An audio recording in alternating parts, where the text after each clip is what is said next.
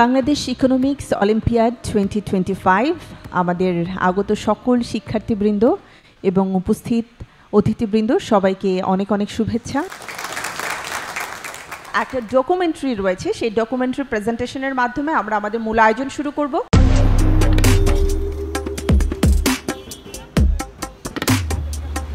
সঠিক দিক নির্দেশনা পেলে আমাদের তরুণরাই হতে পারে বিশ্বমানের রোল মডেল। দক্ষ তরুণদের তৈরি করার জন্য ইকোনমিক্স অলিম্পিয়াড একটি অন্যতম হাতিয়ার।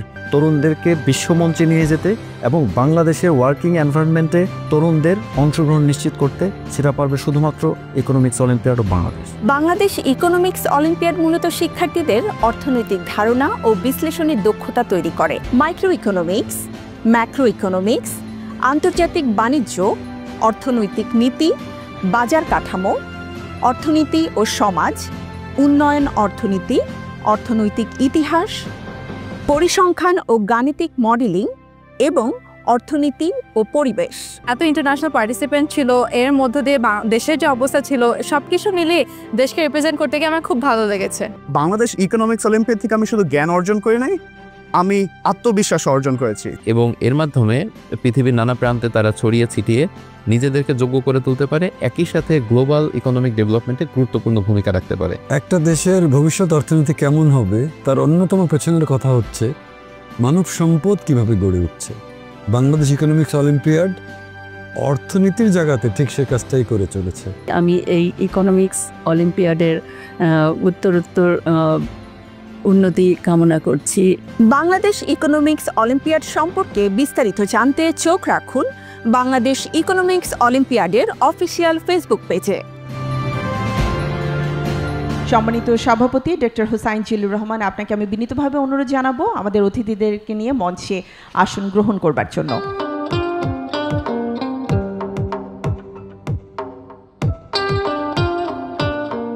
আমি স্বাগত বক্তব্য দেওয়ার জন্য আমন্ত্রণ জানাবো এমডি আলামিন Parvez, president executive committee.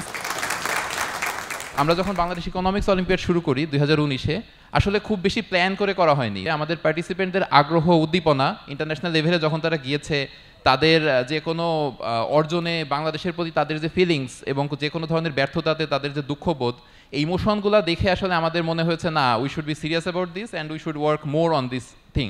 So অনেক ধরনের প্রতিকূলতা সত্ত্বেও আমরা আমাদের জার্নিটা কন্টিনিউ রাখতে পেরেছি। সবাইকে ওয়েলকাম বাংলাদেশ ইকোনমিক্স অলিম্পিয়াড 2025-এ। ধন্যবাদ। The Honorable Principal of Dhaka Residential Model College, and for that we would like to welcome Brigadier General Mohammad Zaber Hossain sir. Really it's enjoyable, especially the dignitaries, the experts, people say staged here and sitting in front of you. It is a rare opportunity for us and for the students of Olympiad. I wish all the success of this program, and I welcome and congratulate, and also I am very much happy to host this program. Thank you very much.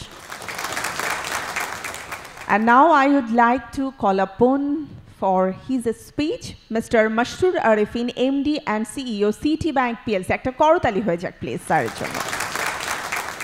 অর্থনীতি সম্বন্ধে জানাটা নেশার মতন, কারণ এটা জানলে একটা দেশের সামগ্রিক সব কিছুই বোঝা হয়ে যায় যে দেশ কিভাবে চলছে। কারণ একটা দেশ ভালো না চললে তার অর্থনীতি ভালো চলতে পারে না। সত্যিকারের ভালো, এক্সপোর্ট বাড়ছে, রেমিটেন্স বাড়ছে, এই ব্যাংকগুলিতে চলো অন্যায় অনিয়ম, এটা যে বন্ধ, এই বন্ধটুকুই একটা জয়। পুরো জিনিসেরই জন্য বেসিক্যালি দরকার একটা স্ট্যাবিলিটি, বেসিক্যালি দরকার ইনস্টিটিউশনগুলো তৈরি হওয়া, যেন রাজনৈতিক কোনো পক্ষ ইনস্টিটিউশন নাই বলেই যাচ্ছে তাই স্বেচ্ছাচারিতা না করতে পারে। ইকোনমিক্সের বাইরে তো কেউ না, একজন অর্থনৈতিকভাবে শক্ত মানুষ, তার মেরুদণ্ড শক্ত। আমাদের এই ইয়াঙ্গার জেনারেশন, তারা নিজেরাও এমন এক ভবিষ্যৎ বেছে নিক, এমন এক পথেই তারা যাক, এই অলিম্পিয়াড হোক, পড়াশোনা হোক, সার্বিকভাবে তারা অর্থনৈতিকভাবে নিজেরা ব্যক্তিগত লেভেলে তার নিজের অর্থনীতি, তার নিজের ব্যালেন্স শিট, তার নিজের সম্পদ, তার নিজের পুঁজি থাকুক। পুঁজি নাই তো এই দেশে কেন, এই পৃথিবীতে এখন কারোরই কিছু নাই। ভালো দেশের কামনা করে, ভালো সমাজের সুস্থতা কামনা করে এবং বৈষম্য যত কমানো যায় সেই একটা সুন্দর রাষ্ট্রের কামনা করে, পিলারগুলো সব উন্নত হোক, সবল হোক, সেই কামনা করে শেষ করছি। Thank you so much. Moving on, we want to invite yet another titan of the banking industry in Bangladesh, Mr. Sheikh Mohammad Maruf sir, MD, Dhaka Bank PLC.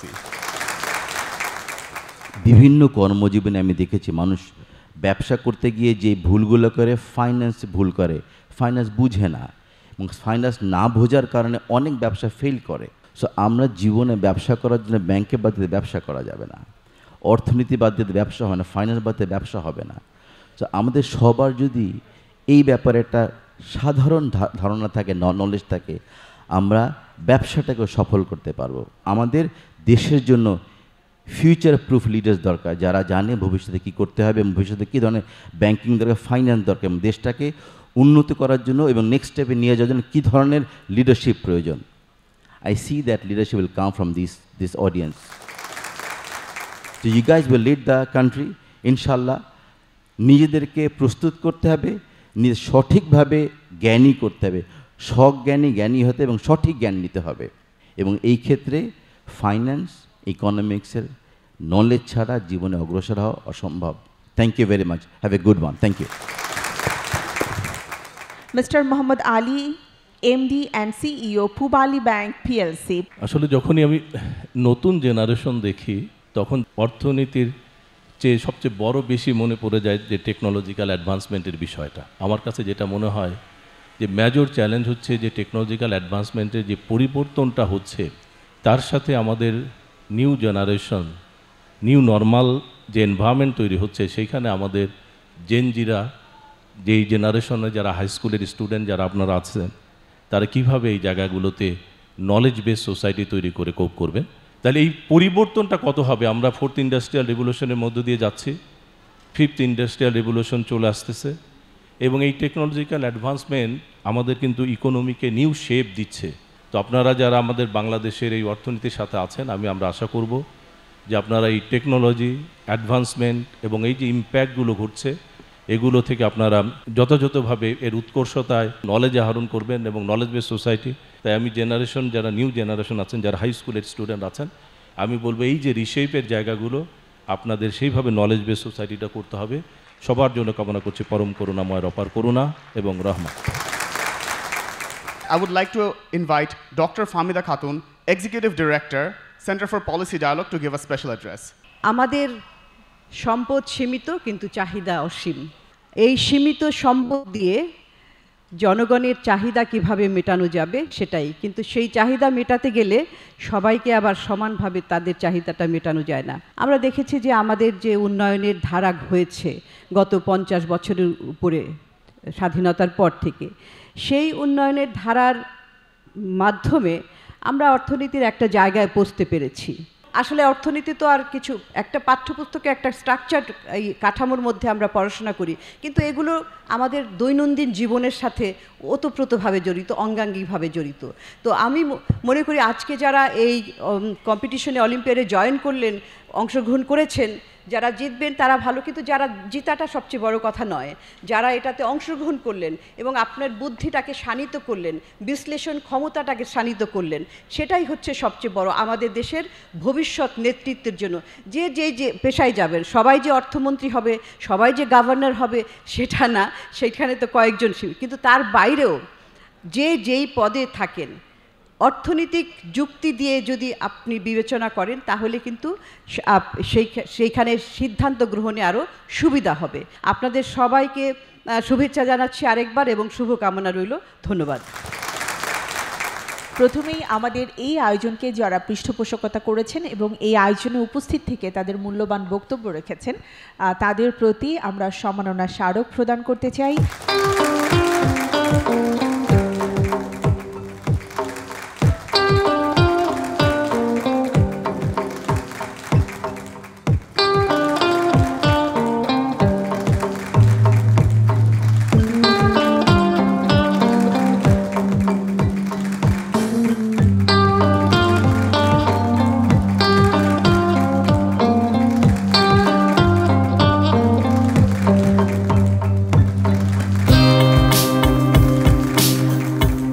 আমি এই মুহূর্তে আমন্ত্রণ জানাচ্ছি আমাদের আজকের এই আয়োজন যার উপস্থিতিতে সাফল্যমণ্ডিত হয়েছে এবং যিনি আমাদের বাংলাদেশের অর্থনৈতিক দিকটাকে এই মুহূর্তে পরিচালিত করছেন, দিক নির্দেশনা দিচ্ছেন, সেই মানুষটি doctor Salehuddin Ahmed, honourable adviser, ministry of finance and the ministry of science and technology.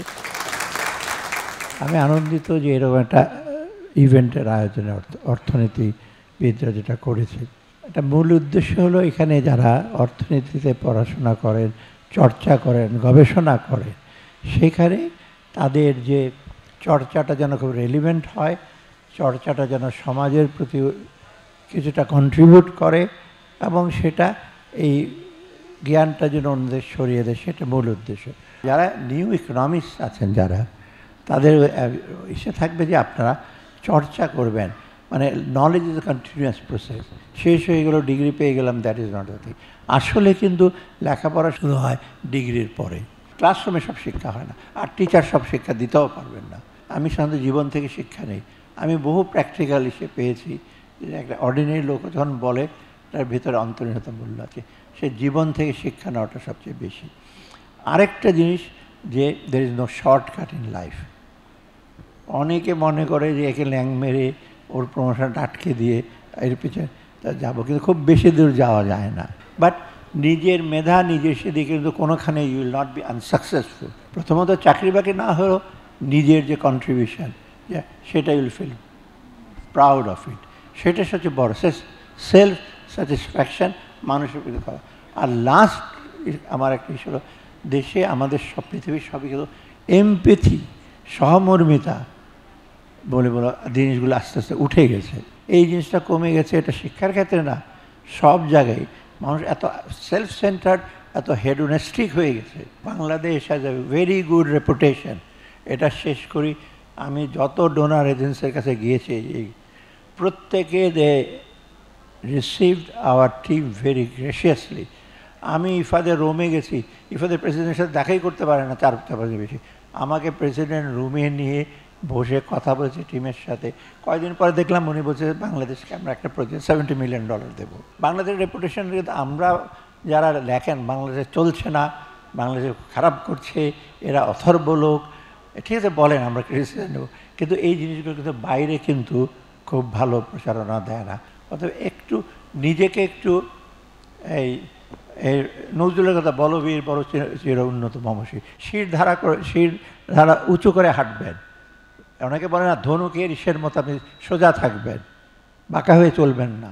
আমরা তো বাঁকা হয়ে চলার মতো অভ্যাস হয়ে গেছে, আর সব ব্যাপারে বাঁকা হয়ে চলি। সত্যি কথা বলবেন আর মানুষের উপকারের জন্য কথা লিখবেন, কথা বলবেন। আপনাদের সবাইকে ধন্যবাদ।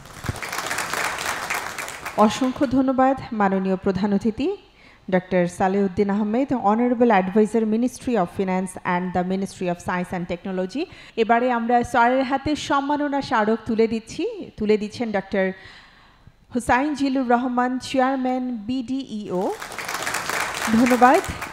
এবারে আমরা বক্তব্য শুনব মোহাম্মদ মনসুরুল হক, জাতিসংঘের দুর্যোগ ঝুঁকি হ্রাস ফেলো ও গণমাধ্যম ব্যক্তিত্ব, and at the same time তিনি বাংলাদেশ ইকোনমিক্স অলিম্পিয়াডের অ্যাম্বাসেডর হিসেবে কাজ করছেন।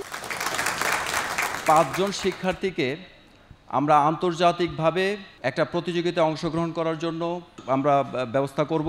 এই 500 জন থেকে যারা 5 জন সিলেক্ট হবে, এই 5 জনকে আমি গণমাধ্যমে সামনের সারিতে রাখার চেষ্টা করব আমি সবসময়, এবং এই 5 জনকে জাতিসংঘের দুর্যোগ ঝুঁকি হ্রাস প্রোগ্রামের পরবর্তী প্রোগ্রামে অফিসিয়ালি ইনভাইট করবে, এবং এই 5 জন পরবর্তী যে কোনো দেশে যেটা যখন হবে সেটাতে অংশগ্রহণের ব্যবস্থা করবে। যারা 5 জন বিজয়ী হবে, এই 5 জনকে আমি একটা প্রতিষ্ঠানের সাথে আমি অ্যাম্বাসেডর হিসেবে যুক্ত আছি। এই প্রতিষ্ঠান থেকে 1 বছর এই 5 জন যে স্কুল, কলেজ, ইউনিভার্সিটিতে রয়েছে, এই তাদের 1 বছরের টিউশন ফি এবং তাদের পড়াশোনার যাবতীয় খরচ 1 বছর ওই প্রতিষ্ঠান বেয়ার করবে। সম্মানিত ছাত্রছাত্রী, অলিম্পিয়াড এবং আমাদের অতিথিবৃন্দ, এবারে সময় হয়েছে আমাদের আজকের এই আয়োজনে যারা আমাদেরকে আরও অনেকভাবে আসলে সহযোগিতার হাত বাড়িয়ে দিয়েছেন এবং পৃষ্ঠপোষকতা করেছেন, তাদেরকে সম্মাননা স্মারক তুলে দেওয়া হচ্ছে বাংলাদেশ ইকোনমিক্স অলিম্পিয়াড 2025 এর পক্ষ থেকে।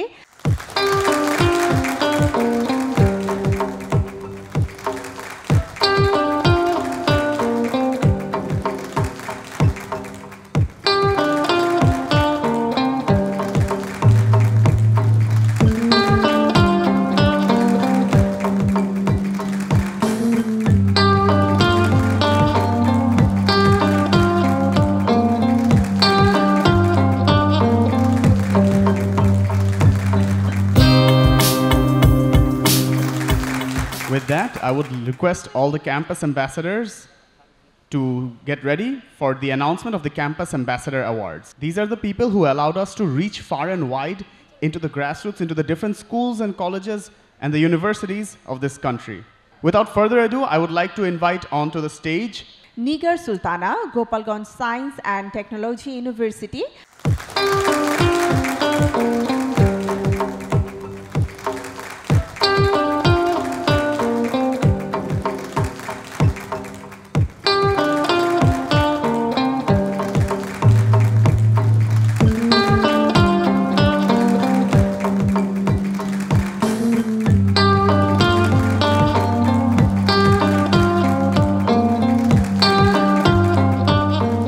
সম্মানিত সকলের জন্য জানাচ্ছি যে চট্টগ্রাম বিভাগেও চলছে বাংলাদেশ ইকোনমিক্স অলিম্পিয়াডের অডিশন। চলুন এক নজরে দেখে নেই কেমন ছিল সেই অডিশন পর্বটি। দেশের তরুণদের অর্থনীতি বিষয়ক দক্ষতা উন্নয়নের লক্ষ্যে অর্থনীতি শিক্ষা দেশ গড়ার দীক্ষা প্রতিপাদ্যকে সামনে রেখে বাংলাদেশ ইকোনমিক্স অলিম্পিয়াডের চট্টগ্রাম বিভাগীয় বাছাই পর্ব 2025 অনলাইন রেজিস্ট্রেশনের মাধ্যমে মেধাবী শিক্ষার্থী অংশ নেয় এই অর্থনীতি বিষয়ক মেধার লড়াইয়ে। বিশিষ্ট অর্থনীতিবিদ ডক্টর হোসেন জিল্লুর রহমানের সভাপতিত্বে আয়োজনে প্রধান অতিথি হিসেবে উপস্থিত ছিলেন বাংলাদেশের অন্তর্বর্তীকালীন সরকারের উপদেষ্টা ফারুকী আজম বীর প্রতীক। ঢাকা ও চট্টগ্রাম থেকে বিজয়ী 5 জন প্রতিযোগী চলতি বছরের জুলাই মাসে আজারবাইজানের বাকুতে অনুষ্ঠিত হতে যাওয়া আন্তর্জাতিক অলিম্পিয়াডের আয়োজনে বিশ্বের 63টি দেশের প্রতিযোগীদের সাথে অংশগ্রহণ করবেন। অর্থনীতি শিক্ষা দেশ গড়ার দীক্ষা এই মূল মন্ত্রকে সামনে নিয়ে আমরা সামনের দিকে এগিয়ে যাব। সেই মহেন্দ্র খন এবারে অলরেডি চলে এসেছে। আমরা আমাদের মাননীয় প্রধান অতিথি এবং আমাদের চেয়ারম্যান স্যার দুজনকে পাশাপাশি রেখে রেজাল্ট ঘোষণা করতে চাচ্ছি। বাংলাদেশ ইকোনমিক্স অলিম্পিয়াড 2025 আমরা চলে যাচ্ছি আমাদের তৃতীয় স্থান অধিকারকারী যিনি এসেছেন IBA DU থেকে আনিশা রিজওয়ান।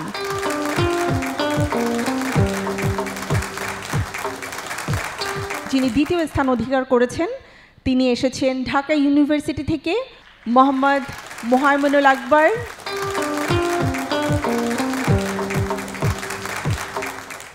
এবং প্রথম স্থান যিনি অধিকার করেছেন আবিদ ইয়াসির সাদমান এসেছেন বিউপি থেকে এবং সর্বাধিক নম্বর পেয়ে তিনি প্রথম স্থান অধিকার করেছেন।